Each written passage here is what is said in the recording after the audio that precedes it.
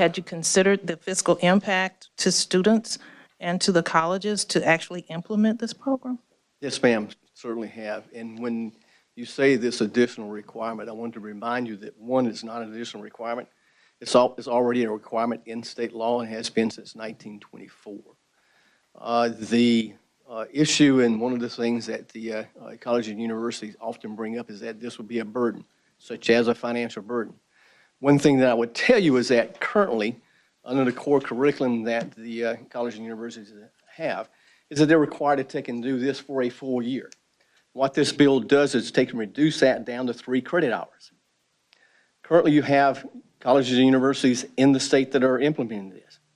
Coastal Carolina University is one example that is already doing this. Is this an additional burden, an additional cost to them? Should not be.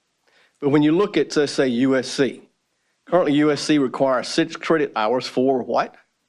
As a part of their core curriculum? For global citizenship and multicultural understanding.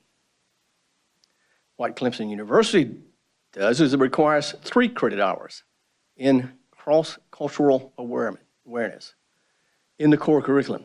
Are those mandated by state law? No. Are those something that would take and put them into problems with SACS accreditation? No. Could they take and put this into place and comply with the law without having an additional cost burden? I would suggest to you, yes. The problem is that for some reason they don't want to do that. I'm not quite sure why, or haven't been willing to take and to follow the law. What I would suggest to you is that when you look at one of the things that we look at our universities to take and to do, and one of the things that I think is important for them to take and do, is to take and to educate and to shape young minds for how to effectively function in our representative republic that we have.